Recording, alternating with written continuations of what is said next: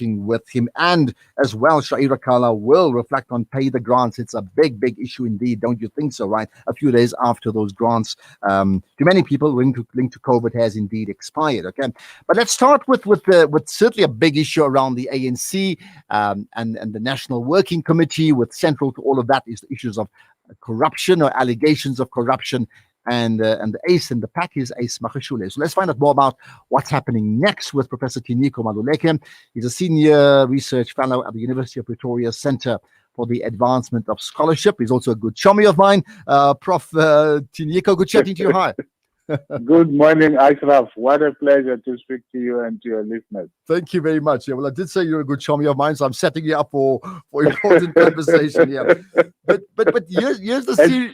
It's true, though. It's true. Well, absolutely. The problem with the word chummy in the context of our discussion, and this is the serious question, is there are too many people who've been chummy with each other when it comes to the ANC and government, and therefore your piece that you've put down about sabotage or turbocharge regarding the ANC step-aside resolution, I think is particularly important. So give me some bullet points around what you mean by, sabotage or turbocharge.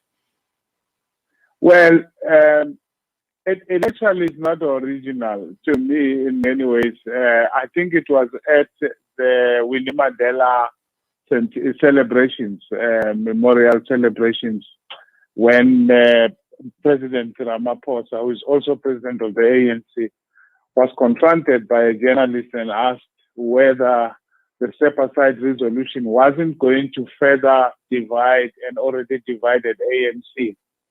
And his response was that no, the unity project in the ANC will be turbocharged by the implementation of this resolution. So it comes from him. I just had to think about the other word that rhymes with that, and the other word which might actually happen instead of turbocharge, because this is indeed intended to turbocharge not just unity, but the image of the ANC, clean its image, as it were, respond to the many cries of its members about the bane of corruption in the midst of the party.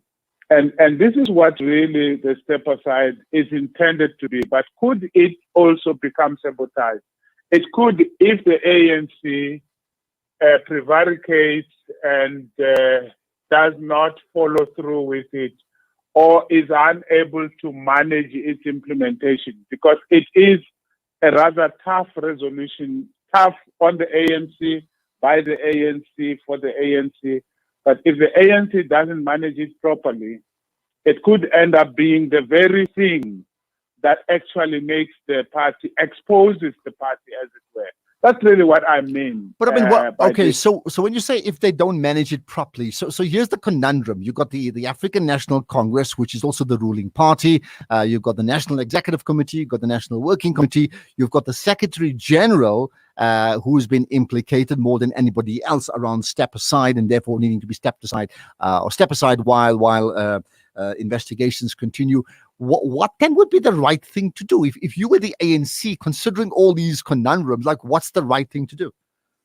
Well, the ANC has already done the right thing in many ways, and has climbed rather high in the sense that, you know, there are many ANC resolutions that are taken at conference and they are never implemented. This was probably one such resolution which was supposed to end up in the dustbin without ever having been implemented. But the ANC has done the right thing in that it has processed this decision, it has made it implementable, it has cut it down to what is practical, and made sure that it gets implemented.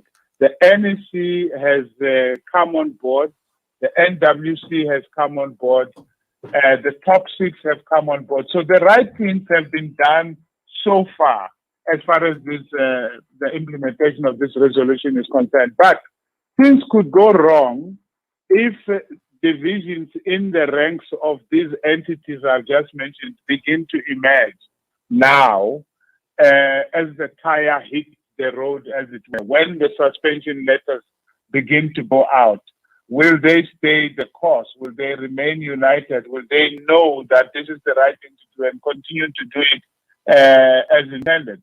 So that for me is because now suspension letters must come out. It's very clear that some of the 30 or 40 or so people who have to step aside will not step aside.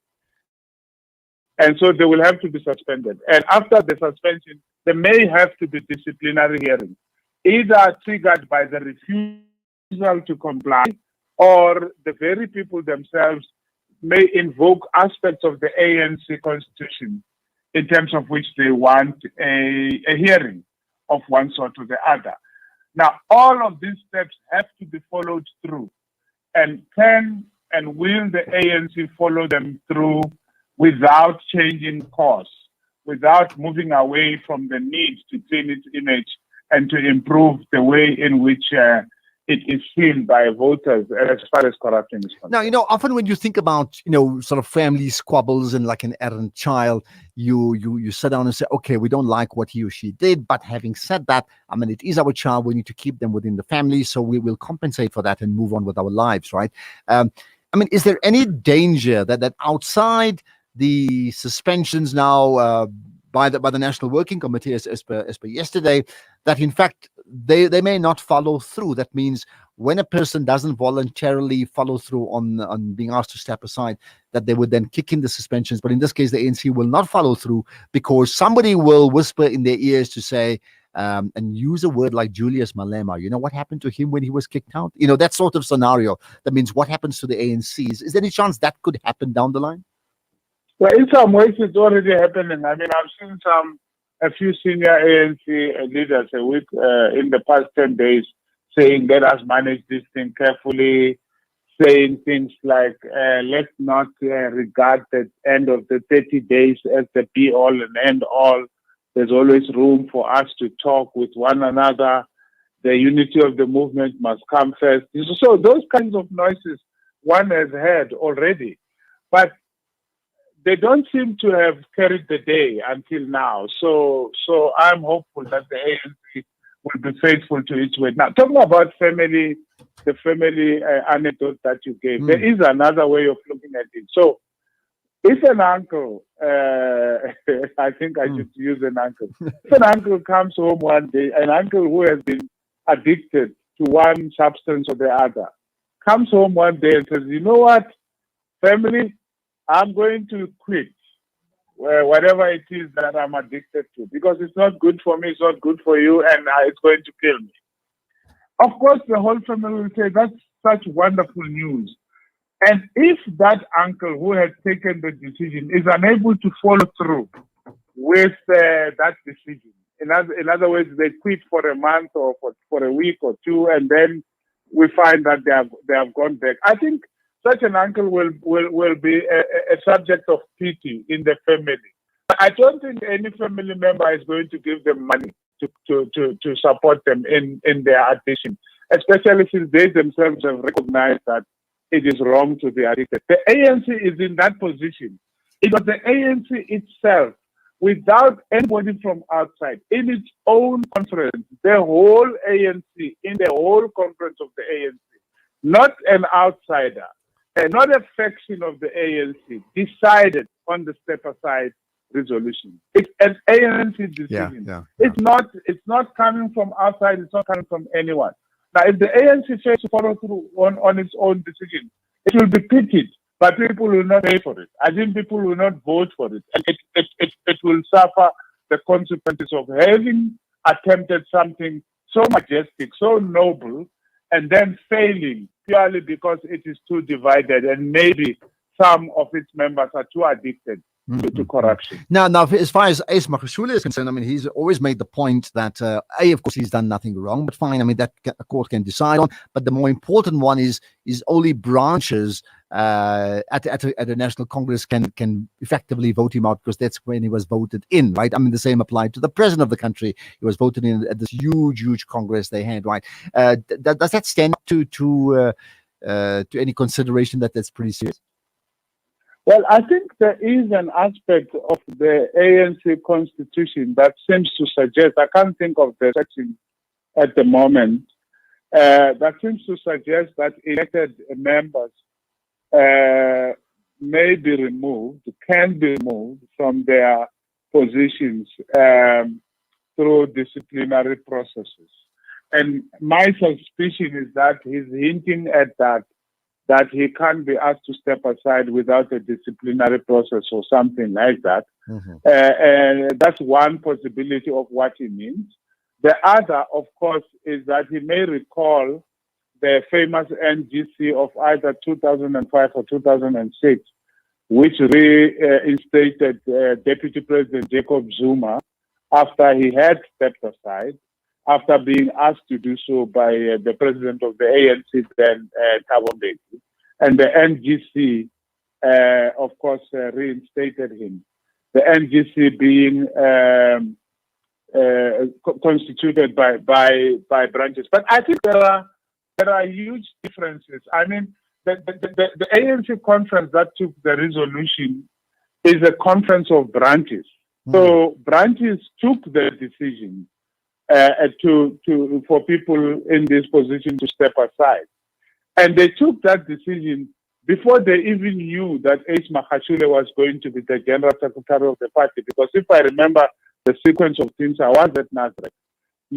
You had all the decisions taken before the election. The election was taken much later. So even to argue that the decision was taken in order to target some people doesn't follow logic. All right, here's the final thing then thereafter, right? So the other view is that, if you say step aside to certain people based upon allegations, and the allegations by and large at this point in time, then the general feeling is like, well, then you must ask like the whole ANC to step aside, because so many of the leadership could well be implicated. I mean, proven or unproven. Okay, now that gains even further currency in the light of Lucky Montana's testimony a couple of days ago, where he speaks about corruption and effectively using state-owned enterprises to fund the ANC and themselves, and he called it a way of life. So is that not the case? So it's not even about the Guptas or Ace Magashule or one or two people. In fact, there's like an entire community of people that are linked to the ANC leadership, and every one of them are culpable one way or the other.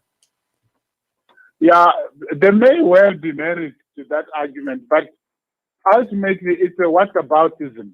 It is a very sad admission of guilt if you follow what I'm saying. So someone is saying, I am not the only one. There are others. Mm-hmm. In fact, some are even going further and saying, I'm not the only one, it's all of us. So either we live with this reality of being an organization that is corrupt, or we close shop, all of us. Mm. Now, that sounds to me like the Samson option in the Bible, pull down the temple. Yeah. We are so corrupt, let's close shop. I don't know that that's how it functions. That's not how law functions. I mean, if you are stopped at the speed trap by cops, you can't say, you can't give me a ticket. There is another car that has just passed and it is driving faster than me. So I don't know that is very helpful. Of course, the ANC is culpable as an organization, but the country is culpable as a country. That does not absolve individual liability. Individuals have to account for what they did and what they did not. One at a time. Yeah. Okay. Let's leave it at that. Fascinating talking to you, and maybe we'll have another chat before the end of this, the next few days. In fact, before my stint on this particular show ends. Appreciate your time as always, Professor Tinyiko Maluleke. In fact, you can follow him on Twitter. Absolutely, you can follow him on Twitter at Prof. Tinyiko. Always has fascinating things to say. I can assure you of that. In this case here, that whole step aside position, sabotage, turbocharge. Well, what about Amnesty International, South Africa, COVID, human rights? Let's link all that together. We'll talk about that next. Looking to get your kick? Kiki's have now reopened on 235 Matthews Maiwa Road in Durban.